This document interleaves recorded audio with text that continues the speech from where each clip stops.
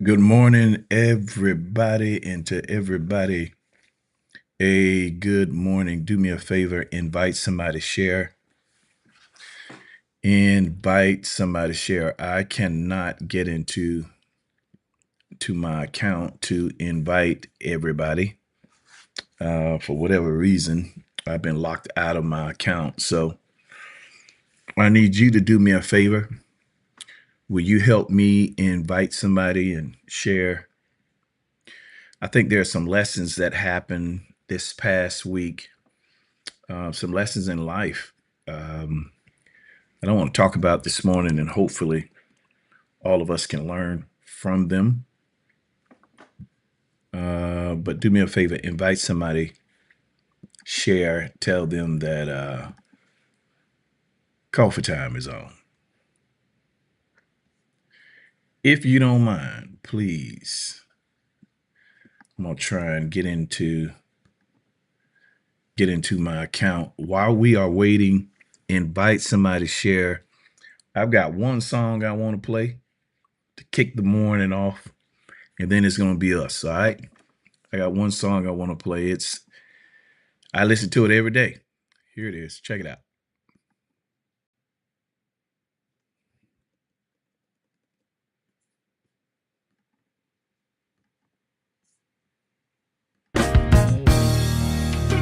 Another day I could not face without your goodness, your mercy, and your grace. I could not live in this unpredictable place without your goodness, your mercy, and your grace.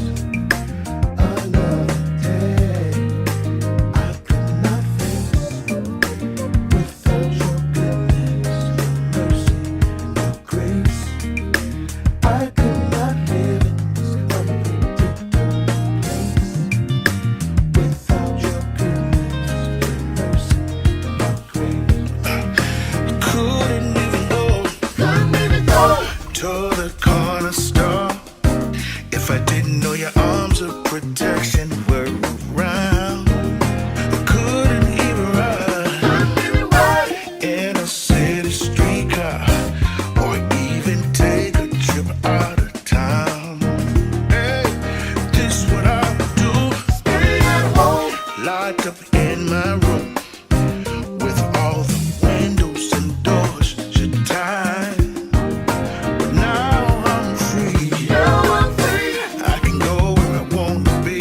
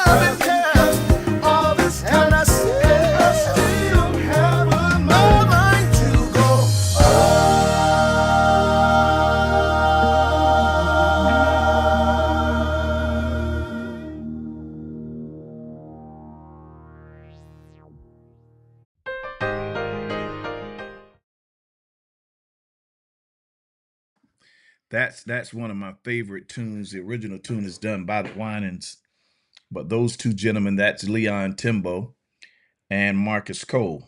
I need you all to find Marcus Cole and tell him to release that single because it's everything and more. It's everything and more. So this morning I want to talk about life. Will you help me and invite somebody to share? I want to talk about life because there are things that happen in a life that go unannounced, and a lot of times um, in an effort to live, certain things happen, and how we handle that thing kind of determines who we are, and it kind of handles or determines where we go. So on last week, situation happened. I don't know if you saw it, but the situation that happened was um, LeBron James was sitting in a huddle during the fourth quarter of the game. I believe they were playing either Boston or the Clippers. And he turned his head. And when he turned his head, um, he saw Stephen A. Smith. Now, if you don't know who Stephen A. Smith is, Stephen A. is he's a commentator that covers sports. First Take. And LeBron James saw him and he confronted him.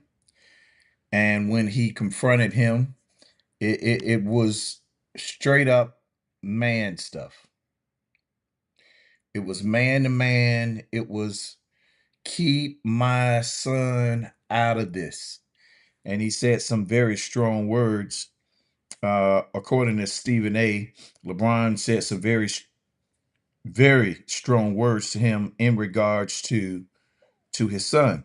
Well, a lot of people had a problem with that. They have a problem because Bronny is in the NBA. Now, I know many of you, if you're not into sports, you're not going to know what I'm talking about, but I'm telling you, there's some life lessons.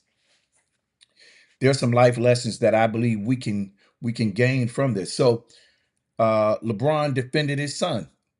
And there are a lot of people that don't like the fact that Bronny is in the NBA.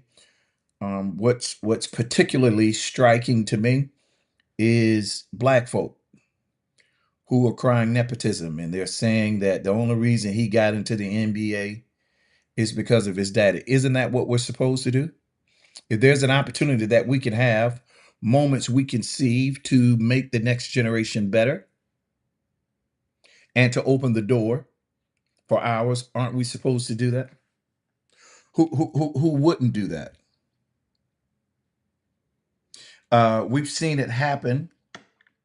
We've seen it happen with our Caucasian brothers and sisters. I've seen it happen my whole life. Half the people that they hire has nothing to do with their abilities. It has more to do with who they are connected to. So what's the problem? What happens a lot of times when things are open to public opinion is that public opinion um, a lot of times is unfair because they create the rules, then they move the rule, and they try to control the narrative. If you have an opportunity to bring somebody in on your favor who you know have done the work, have met the requirements, have good work ethics, and have the integrity that is necessary, why wouldn't you give them an opportunity? Natasha, Latasha Nicole Demps, good morning. Tina White McPherson, good morning. Um, Latasha, that food was amazing. I ate one whole plate and then last night ate a half of a plate. Y'all need to follow Kelly's if you're not doing so. But if you have an opportunity to help somebody and make it easier for them, why wouldn't you? I'm amazed how the narratives change when it comes to black folk in America. Now, white folk have been doing it all their life. They've been doing it all our life, and it's really no big deal. But the moment one of us try to do it or make an attempt to do it, all of a sudden it's a problem, and people have a problem because they say Bronny didn't deserve that spot. The other thing that I heard is Bronny is a grown man. Stephen A's criticism of him is that's his job. That's what he's supposed to do. Well, if you watch Stephen A the way that I have the last 15 plus years, you understand that journalism is completely different than criticism. And in journalism, you are required to state the facts. Facts have no opinion, and facts have no feelings. There are no feelings in facts. None. The facts are what they are. What changes the narrative with Stephen A is he mixes facts with his opinion and then will move the bar based on the grace that he's been allowed to have because of the space that he's in. So if he likes a player, he generally leads to some level of favoritism with that particular player. And he'll state the facts, but he states it in such a way, if he likes a player, where it gives them an advantage. If he dislikes a player, primarily the reason players don't like him, according to players, is they have denied him access. Um, they've denied him access over the years, and he doesn't like not having access. So because he doesn't like not having access, then his journalism turns into criticism, which is his personal view that's very subjective on the player that have denied him access. Now, LeBron James has not given Stephen A access. And what LeBron James did, he pulled up on him man to man, had a discussion with him about keeping his son out of it. The reason I wanted to talk about this morning is this happens with men. I am so afraid of this next generation of man, this weak, spineless jellyfish. There are some comments that was made on my page, being that it's my page, I can talk about it. And one of the young men that I know him very well, LaQuinn, said that the way that LeBron pulled up on Stephen A was sassy, which means weak, almost childlike or woman-like behavior. No disrespect to the women. And my response to that comment was, no, your comment is sassy. And it wasn't out of hatred towards him or dislike. It's he said that the reason LeBron pulled up on Stephen A is he knew nothing was going to pop off because they were in a game. I don't think every confrontation, we shouldn't be trying to pop off as grown men. I mean, every disagreement does not warrant a fight or the drawing of guns or weapons or some type of a tussle. That is very immature, and it is definitely a sign of a lack of emotional intelligence. There should be a way that we can deal with our differences without having to exercise physical force. I think it's honorable that if a man has a difference of opinion, he's not afraid to confront the issue and have a discussion about his opinion. Because in the same way that Stephen A stated his opinion. Well, now you've opened the door for LeBron to state his. And what we tend to do as people in general, and I'm using their situation because I see some life lessons in it. What we tend to do is we want to be able to say something publicly, but we don't want to be held accountable for it. So many people say LeBron shouldn't have done that. Stephen A is doing his job. Is he? Journalism is his job. Journalism deals with the facts. And I think one of the issues that we have in our community abroad is men won't be men. Men don't know how to settle conflict. There's no conflict resolution. And we believe that if a person is confronted, it should go to the next level. I don't agree with that. I think that is a very immature way of thinking. I really do. Um, let's look at some of the comments. Latasha McClevey, good morning. LeBron spoke about this, and he mentioned having a conversation with Stephen A regarding his son before the incident, understanding that his son still needs to grow in the industry. I'm glad he stepped up for him. And I think that's good. What LeBron said, he said that his son was just as good as probably half of the players in the NBA. And he's correct. His son, Bronny, he's not LeBron. He's not what LeBron was when he came into the league, but neither is any other player. We haven't seen an NBA player to come into the league and in their second year go to the NBA finals, even though they were swept by San Antonio. We have to give honor where honor is due. LeBron has been a different type of player, and we see that with the records that he's breaking. In life, I think men have to be more agreeable when it comes to our differences with having a conversation. I don't understand a man that has an issue with another man that will bring everybody into the conversation but that man. Conflict resolution and emotional intelligence are two things I believe we need to work on. Now, let me tell you why I believe, this is my opinion, why I believe my daddy's generation, grandfather's situation, they didn't play them games. They had an issue with you, they're coming to you. I've seen it. I've seen it.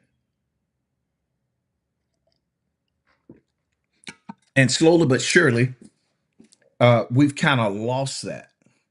One of the reasons we've lost it is the way this new generation man has been raised is quite different.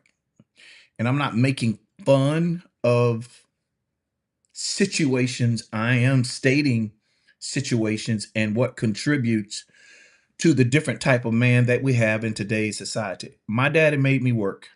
My uncle made me work. My uncle was like my daddy. My daddy is my daddy. Superintendent Sam D. Cook. I lived with Superintendent Cook for years. And when I didn't live with him on weekends, holidays, that's where I spent my time. So the two households that I was raised in, my mama and my daddy's household, and then Superintendent Cook and Mama Cook, my Uncle Sam, my Auntie Ann. I refer to them as Daddy and Mama too, because they raised me like I was their son. Well, my dad and my uncle made sure we worked. They didn't give us handouts. You had to earn your keep. At 10 years old, when I was living with Mom and Daddy Cook, me, myself, Sam Marvell, you all would know probably as Bishop Marvell Cook, Sam, Elder Cook, no disrespect to them in their place, but those are my brothers. We had a business of cutting yards. When we weren't cutting yards, Daddy Cook took us to work with him. He got us up early. We went and worked all day. My dad was in construction. My dad was in drywall. Many weekends, holidays. I don't care. If I wasn't working with my dad, I was working with Daddy Cook. If I wasn't working with Daddy Cook, I was working with my dad. And they made sure we had skills. We had a skill set. We knew what we were doing, even as kids. They were strict and they were hard. We didn't sleep in on Saturdays. When we came home from school, there were responsibilities that they held us to. So when we wanted something, we would ask for work so that we could get it. Now, let me show you the difference as it relates to this new generational man. This new generational man, first of all, a lot of them grew up with no man in the home. It takes a man to show a man how to be a man. No disrespect to single moms. They're doing the best they can, but you got to get that boy around the man. There are certain attributes, mindsets, and certain strengths that a boy has that has to be developed by a man. You've got to get these boys around hard men. Because what happens is we become a clone of our environment. We are who we are based on the environments where we've been placed. And it's not a woman's responsibility necessarily to raise a boy alone, but it's her responsibility to raise that boy alone. But you got to get men in his life. Let him hang out with boys, with men. Make him play sports, especially if he's in music. If a boy is in music, so music pulls on the emotional side of who we are. And when I say the emotional side, to be a great singer musician, there's a level of feel that you have to have. My pray for my left eye, it's been bothering me. There's a level of feel that we have to have. And what I mean by feel is you can tell when someone is playing an instrument from the heart and when they're just following the scores or the notes in a book. There's no feel behind it. Black people are notorious for having soul, playing with feel. Well, as a singer, musician, and that arts, musical arts, or any type of the arts pull on the emotional part of you. And once you open those emotions up, if they are not carefully distributed, then that person becomes one with that art. They are an artist. They become one with that art, and then they lose, in some cases, a lot of cases, a lot of the masculinity because they don't have anything to balance them out. So men in the arts tend to be more sensitive than other men. That's facts.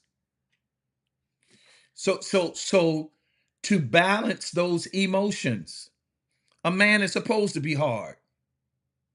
A man is supposed to be gritty. I don't care nothing about this new generation and how you believe and how you try to uh, justify a man being soft or you can't judge him. Yes, you can judge them. They need to be judged.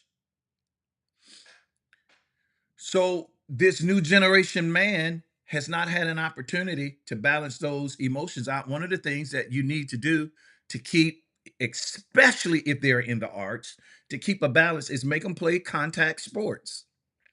If he gonna sing, dance, or whatever he is in the arts, if that's what he's going to do, it's fine.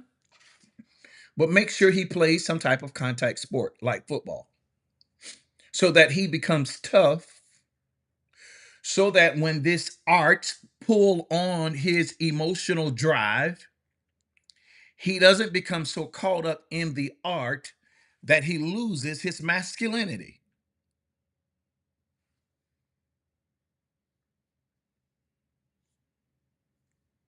You know, if you've not had to teach a man to be a man, if you've not had someone to raise as a man, then I don't expect you to understand. That's another thing that social media has done. Social media has given everybody a voice, and the voice hasn't been proven. How do you know what you're talking about? They're showing now on social media where they're showing clips of people taking other people's messages and repeating it verbatim. Because you can quote it doesn't mean you know it. Because you can say it doesn't mean it's in you. So social media is giving everybody a voice, and the danger in that is you have too many unproven voices that are giving advice. I have a son, and I've raised a lot of sons. And the one thing that they were going to get if they were in my house, they was going to get some tough love. They was going to get tough love. I was going to teach them masculinity. There were times when my son was growing up, and I'm not saying as a father I did everything right. In some cases, I believe I was too hard on my son. Some cases I do. I do. I believe I was out of balance at some times. But I was determined to raise a man so that when he gets married, some other woman doesn't have to raise him. Me and his mother did a wonderful job. She provided him the nurture that he needed through her maternal instinct. I didn't want him to become one with the nurturing from that maternal instinct, that he loses masculinity and he becomes soft, sensitive, and overly emotional about things that he should have been able to brush off. So my job was to provide toughness, discipline. I was the disciplinarian. Their mom, she wasn't really that. She would challenge them, but I was the disciplinarian. And what I'm saying to you is that in the house of a single parent, where the woman is raising the child alone, and that child now is privileged to get things, video games, uh, Jordans, everything that child wants, he's privileged to get, and he doesn't have to work. There is no catering to the masculine side of him. And being around a bunch of women will cause masculinity to go to sleep, because that child is going to pick up the behavior of his surroundings. I have a friend who had a son, and the son didn't live with him, spent weekends, holidays with him. And he said his son got out of the shower and his towel was up to his chest. He talked about how he snatched that towel off, shook him, and he had to reinstill. That's not how men do, but that was learned because of the environment he was in. It was learned through proximity. So now this new man is giving what he wants. He is catered to by women or a woman. He's endeared through the maternal aspects of a woman. And because that woman is not a man, she cannot instill in him masculinity, and she can't teach him how to be a man. At most, she can try, but she gonna need God help, and she gonna need the help of a man. So now, this new man, he's sensitive because he's been mamaed to death. He's not been around men enough, a man that could help him divide his emotions from his rationale, a man that can help him say, boy, that's life, deal with it and move on. So now, because of the environment that he's been raised in, he has to relish in the emotions because of the love and maternal instinct from his mother. So he picks up her ways because of her environment. Now that he's a man, he looks tough, but he's overly sensitive. He lacks the grit that a man's supposed to possess, and he lacks the mental maturity and to be able to figure things out or carrying the responsibility and being tough like a man should. So this new PlayStation man, Xbox, whatever you, this new man, overly sensitive, can't handle anything tough, and gets in his feelings. And this is why a lot of people had a problem with how LeBron pulled up on Stephen A. Most of the men that are criticizing LeBron, they do not understand what it means to have a son, first of all. Secondly, they don't know what it means to defend. God made man to defend. And unless the other thing that can alter the man is abuse, trauma, can move him from his original state. And in some aspects, he responds like the environment that he was raised in. So if he's raised by a woman and he's around a lot of girls, he's going to respond in a feminine way. That's not to insult the women in his life or those that are doing their best. No, it's facts. You become the environment you were raised in. I was raised to be tough. I was raised not to take everything personal.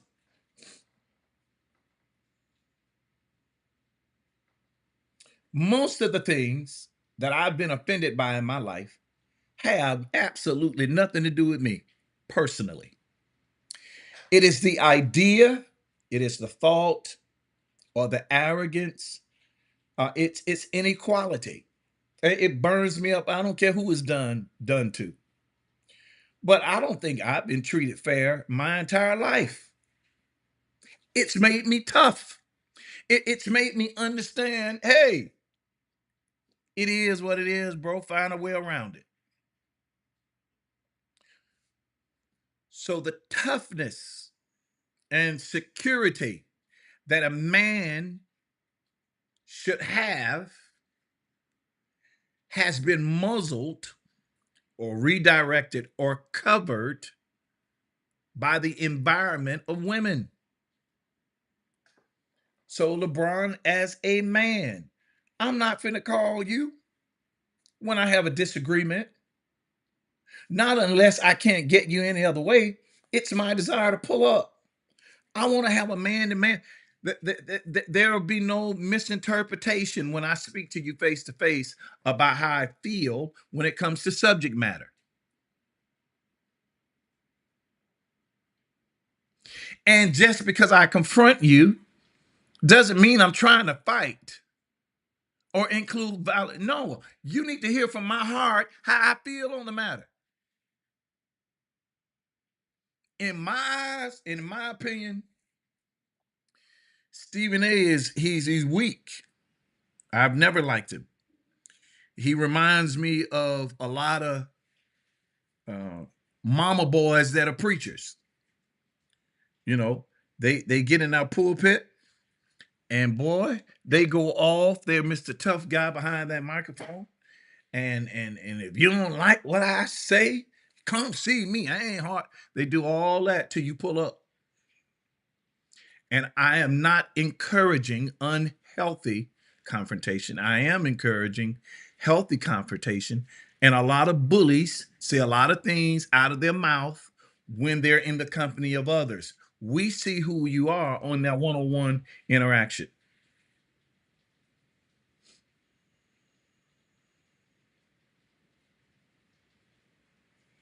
we see who you are. And I believe when we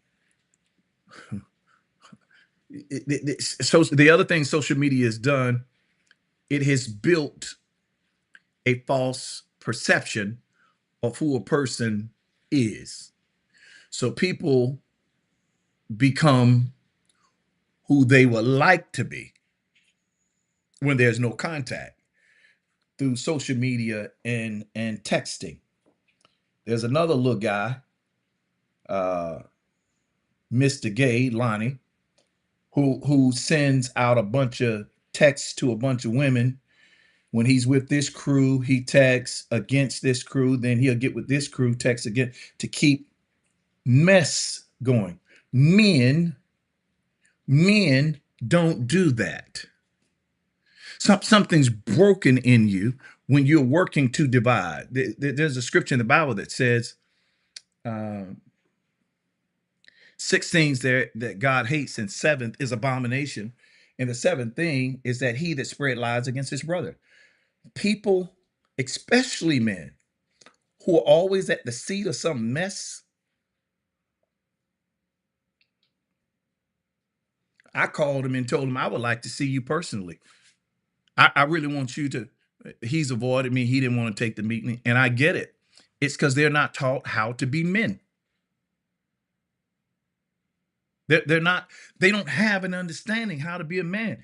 We can have healthy confrontation. Hey, when you did this and you said that, I didn't appreciate that. Listen, when I got a problem against you, I'm gonna reach out to you. If I can't get you, I'm gonna try and get a message to you. Now, there are a lot of people who have a big problem with me because I came over here and I opened up a Facebook Live on Zemeckio Jackson. There's a process that I went through before I opened it up. I tried to reach him the day that I went live. I tried to call him. He wouldn't take my call. He reached out to another pastor. That other pastor called me. He and I talked. All of us are going to meet together and try and work the differences out. He wouldn't respond. I'm not going to sit on the sideline and allow people to be taken the advantage of, and I know they are no good and not be able to blow the whistle. Now, that also opens me up. It also opens up anything that I've done in the past that's not right. Well, that's a price that I'm willing to pay. I've never robbed people, mishandled people intentionally. Never. That's not who I am.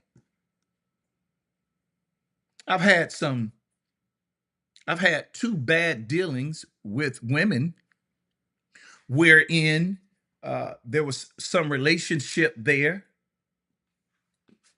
And at times, and this is years ago, I took advantage of the relationship. In some one case, uh, I never forget the young lady put me on her credit card, and I ran the credit card up and started using the credit card.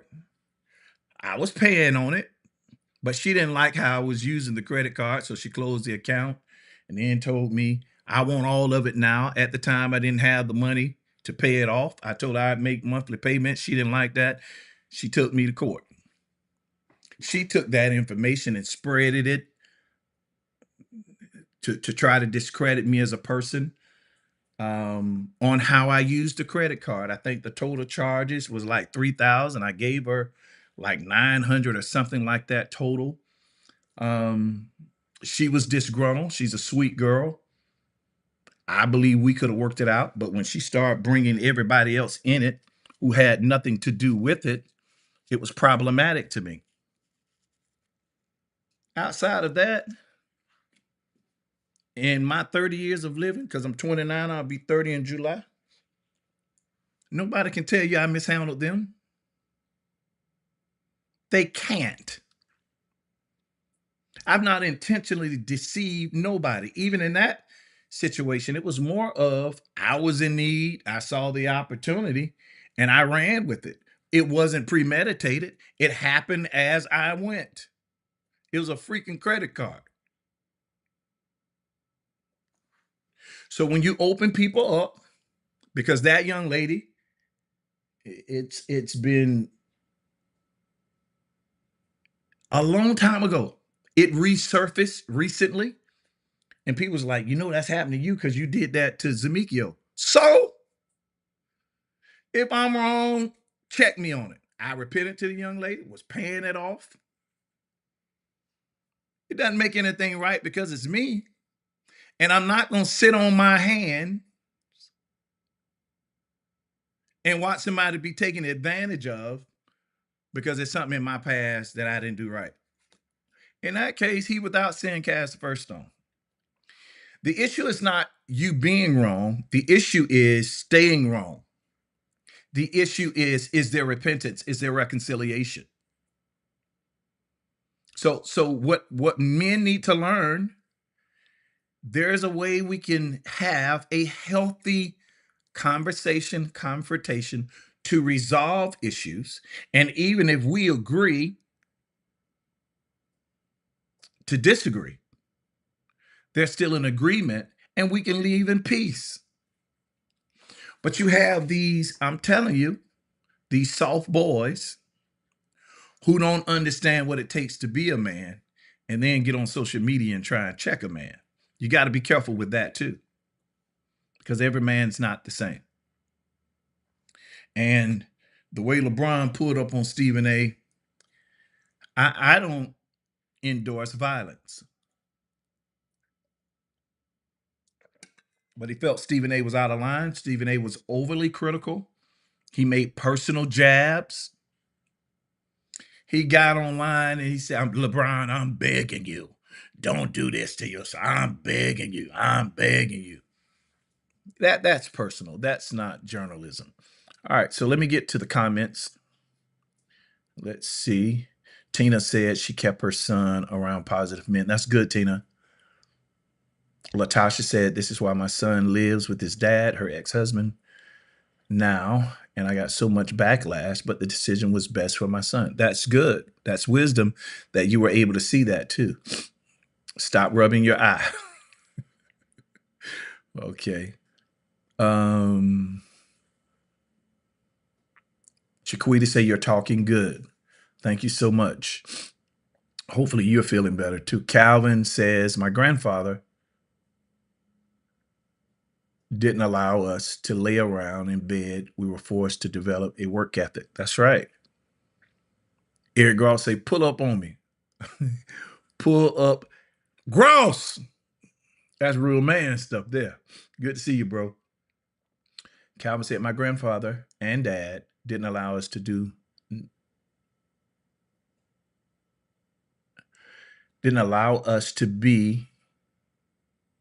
do nothing boys growing up. Gary Harvey, what up, cuz? So men don't become men because they're male. Say that again. A man does not become a man because he is a male. A man becomes a man, or a male becomes a man because he is developed. There are a lot of males that are not men. You have a bunch of grown boys. They look like men, but the spirit that they carry, a man likes to settle things. Men don't like stuff to get broke. We don't like broken things. We don't like broken relationships, broken cars, This is why men get in trouble most time when something goes wrong in the house. What that man's trying to do, he's trying to bring resolve. So he said he'll fix it himself. He'll go buy the book, look at YouTube.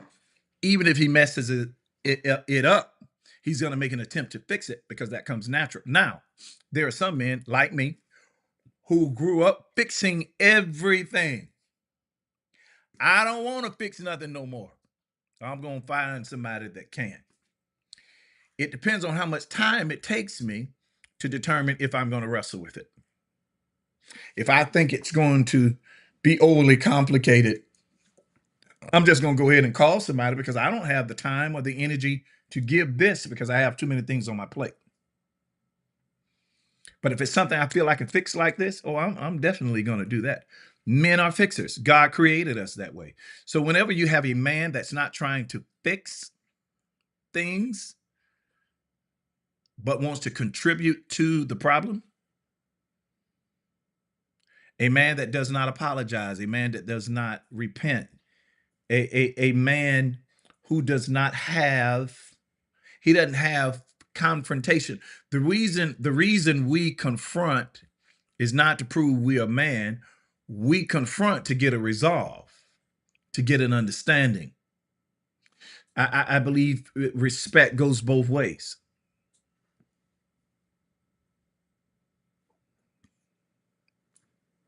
That's my 2 cents on it.